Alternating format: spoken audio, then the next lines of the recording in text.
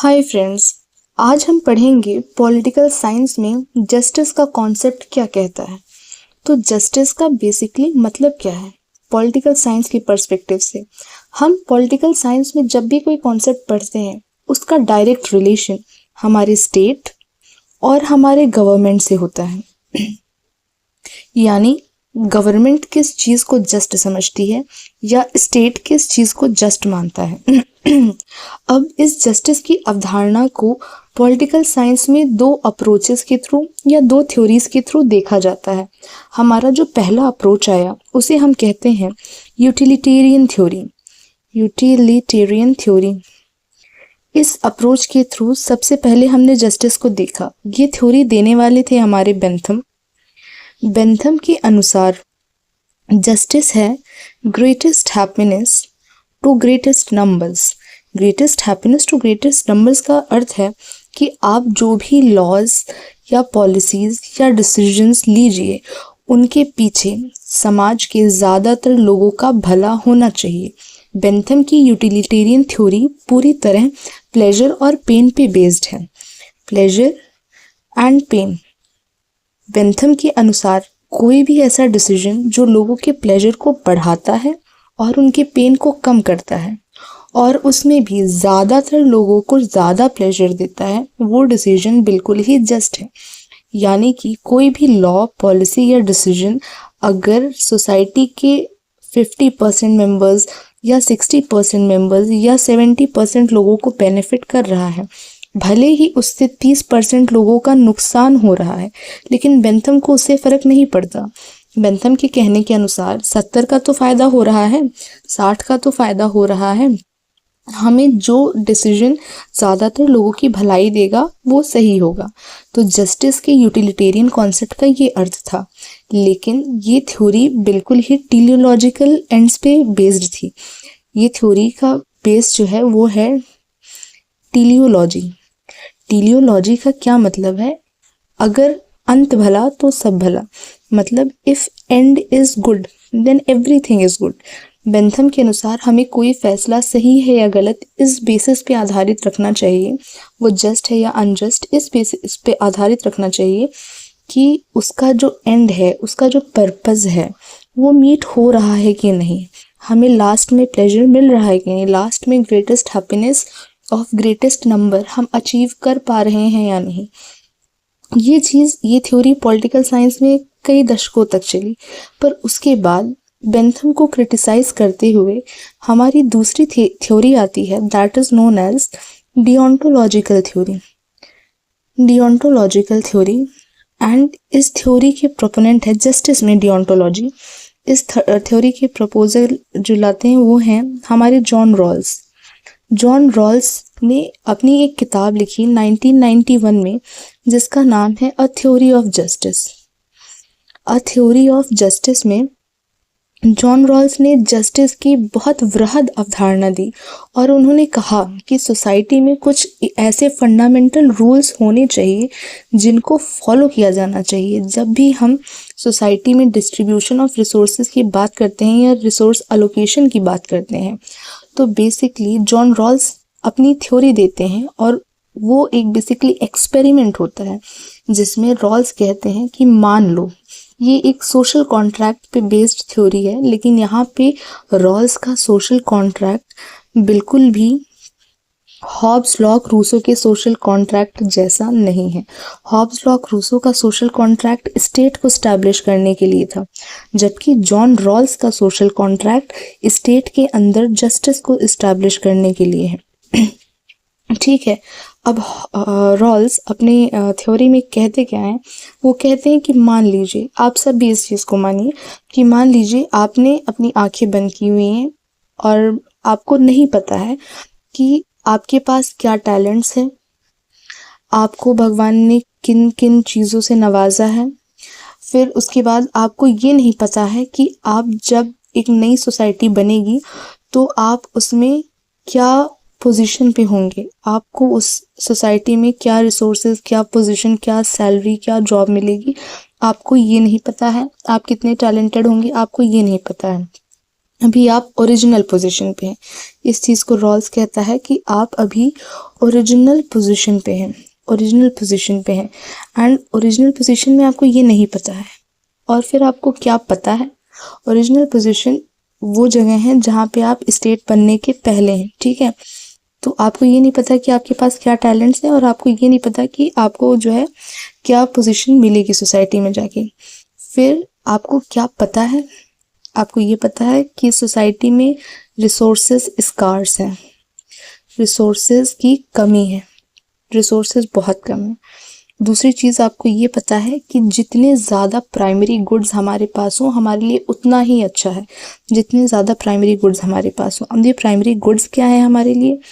Rights. जितने rights हमारे पास होंगे नए स्टेट में वो उतना अच्छा होगा हमारे लिए। जितनी लिबर्टी हमारे पास होगी वो उतना अच्छा होगा हमारे लिए। जितनी इक्वालिटी हमारी सोसाइटी में होगी उतना अच्छा होगा हमारे लिए। तो अब आप बताइए, अगर आपको पता है कि एक ऐसी सोसाइटी बनने जा रही है जहाँ पे आप डिसाइड कर सकते हैं अपने हाथों से कि वहाँ पे किसको कितनी राइट्स, लिबर्टी, इक्वालिटी, फ्रेटर्निटी सब मिलेगी, और आप ये जानते हैं कि आप ये नहीं जानते कि आपको वहाँ पे क्या पोजीशन मिलेगी, तो आप बताइए कि आप कैसे सोसाइटी की स्थापना करेंगे। बहुत ऑब्वियस सी बात है कि आप जिस सोसाइटी की स्थापना करेंगे आप चाहेंगे उसमें सब कुछ बहुत अच्छा हो, जिसको जो भी पोजीशन मिले वो बहुत अच्छी मिले। तो रॉल्स अब नई सोसाइटी की स्थापना करने जा रहे हैं, पर ये जो सिचुएशन था जिसमें अंधकार है, पूरी तरह से हमारी आंखों पे पर्दा पड़ा हुआ है कि हम इतनी चीज़ें नहीं जानते हैं कि आने वाली सोसाइटी कैसी होगी, इस सिचुएशन को रॉल्स कहते हैं veil of ignorance. Rawls calls it veil of ignorance. तो ये वेल ऑफ इग्नोरेंस जो है रॉल्स के एक्सपेरिमेंट का सबसे प्राइमरी हिस्सा है। ओरिजिनल पोजीशन पे व्यक्ति है, वेल ऑफ इग्नोरेंस के अंदर है। रॉल्स कहते हैं अब जो उनकी सोसाइटी होगी वो तीन प्रिंसिपल्स पर, सॉरी, उनकी सोसाइटी जो होगी वो दो प्रिंसिपल्स पर बेस्ड होगी। दो प्रिंसिपल्स, पहला प्रिंसिपल है लिबर्टी प्रिंसिपल, लिबर्टी प्रिंसिपल, और दूसरा प्रिंसिपल है, दूसरे प्रिंसिपल में दो प्रिंसिपल्स हैं। एक है डिफरेंस प्रिंसिपल, नहीं, इक्वल अपॉर्चुनिटी प्रिंसिपल। दूसरा है इक्वल अपॉर्चुनिटी प्रिंसिपल, और दूसरे का दूसरा प्रिंसिपल है डिफरेंस प्रिंसिपल। अब इन सारे प्रिंसिपल्स का मतलब क्या है? रॉल्स कहते हैं लिबर्टी प्रिंसिपल का ये मतलब है कि व्यक्ति जो होगा स्टेट में, अब वो स्टेट में जा रहा है, अब उसके पास पूरा अधिकार है कि वो कितनी मेहनत करना चाहता है, क्या अक्वायर करना चाहता है, क्या अचीव करना चाहता है, सब कुछ करने का उसे अधिकार है जो वो चाहता है। फिर ये इक्वल अपॉर्चुनिटी प्रिंसिपल क्या है? ये है कि मनुष्य को सारी लिबर्टी है। फिर अब जब वो इक्वल अपॉर्चुनिटी के केस में आया, यहाँ पे उसे सारी गवर्नमेंट पोजीशंस, प्राइवेट पोजीशंस, जो भी सोसाइटी में अवसर हैं उसके लिए इक्वली ओपन होंगे, कंपटीशन सबके लिए इक्वली ओपन होंगे। लेकिन अब जब आपके पास मैक्सिमम लिबर्टी है और आपके पास इक्वल अपॉर्चुनिटी है, इसके बाद भी अगर इनइक्वालिटी अराइज करती है, इसके बाद भी अगर इनइक्वालिटी अराइज करती है, तो उसके लिए रॉल्स कहते हैं कि ये इनइक्वालिटी जस्ट है, ये इनइक्वालिटी जस्टिफाइड है। और जब कोई इनइक्वालिटी जस्टिफाइड है तो, लेकिन अब इनइक्वालिटी तो आ गई, तो अब उस इनइक्वालिटी का सल्यूशन कैसे किया जाएगा? उस इनइक्वालिटी का सल्यूशन रॉल्स कहते हैं कि हम डिफरेंस प्रिंसिपल से करेंगे।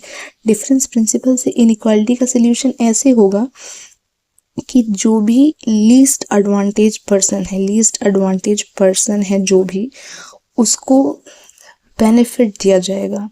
जो भी समाज में क्या कहते हैं, पावर पोजीशन में लोग होंगे, जो कैपेबल लोग होंगे, वो इनको सपोर्ट करेंगे पैसे से या जिस चीज़ से भी वो सपोर्ट कर पाएंगे। तो ये है डिफरेंस प्रिंसिपल। और यहाँ पे इनइक्वालिटी तभी जस्टिफाइड है जब उसके व्यक्ति के पास लिबर्टी भी थी और इक्वल अपॉर्चुनिटी का चांस भी था, फिर भी वो अनइक्वल रह गया, तब डिफरेंस प्रिंसिपल अराइज करता है कि लीस्ट एडवांटेज पर्सन को बेनिफिट्स दिए जाएंगे। जैसे आज के समाज में हमारे मान लीजिए SC ST लीस्ट एडवांटेज्ड पर्सन था, उसके साथ सोशल इनजस्टिसेस हुए, तो उनके लिए डिफरेंस प्रिंसिपल है, उनको अपलिफ्ट करने के लिए डिफरेंस प्रिंसिपल है। और इस तीनों को अगर हम एक ऑर्डर में अरेंज करें, ये तीनों प्रिंसिपल्स को, लिबर्टी को, इक्वल अपॉर्चुनिटी को, डिफरेंस प्रिंसिपल को, तो इन तीनों को हम कहते हैं lexical order. We call it as lexical order.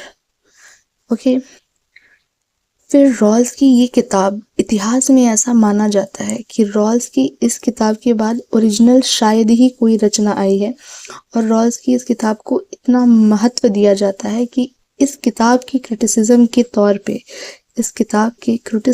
तौर पे पॉलिटिकल साइंस और दुनिया ने बहुत सारे नए विचारधाराओं को जन्म दिया। जैसे कि जॉन रॉल्स के जस्टिस को क्रिटिसाइज करते हुए थ्योरी ऑफ मल्टीकल्चरलिज्म आई, और थ्योरी ऑफ पोस्ट मॉडर्निज्म आई, थ्योरी ऑफ कम्युनिटेरियनिज्म आई, इनको क्रिटिसाइज करते हुए। तो ये था जस्टिस का एक वृहद कॉन्सेप्ट जो बेसिकली हम पॉलिटिकल साइंस में पढ़ते हैं। अब इसके बाद जब आप जॉन रॉल्स को पढ़ते हो तो जॉन रॉल्स की जस्टिस को हम इनकम्प्लीट मानेंगे अगर हम दूसरा रॉबर्ट नॉजिक को ना पढ़ें, रॉबर्ट नॉजिक जिन्होंने इनका क्रिटिसिज्म किया है, और तीसरा है रोनाल्ड डॉर्किन। हम इन दो थिंकर्स की पॉलिटिकल फिलॉसफी ऑफ जस्टिस को पढ़े बिना कि इन्होंने रॉल्स को कैसे क्रिटिसाइज किया और वो समाज में कैसे लिबर्टी और इक्वालिटी के प्रिंसिपल इस्टेब्लिश करते हैं, ये जाने बिना हम रॉल्स की जस्टिस को पूरी तरह से नहीं समझ सकते। तो अगर आप रॉबर्ट नॉजिक को पढ़ना चाहते हैं और रोनाल्ड डॉर्किन को पढ़ना चाहते हैं तो प्लीज़ कमेंट कीजिए, मैं इसके लिए नेक्स्ट वीडियो ज़रूर लाऊंगी। Thank you so much.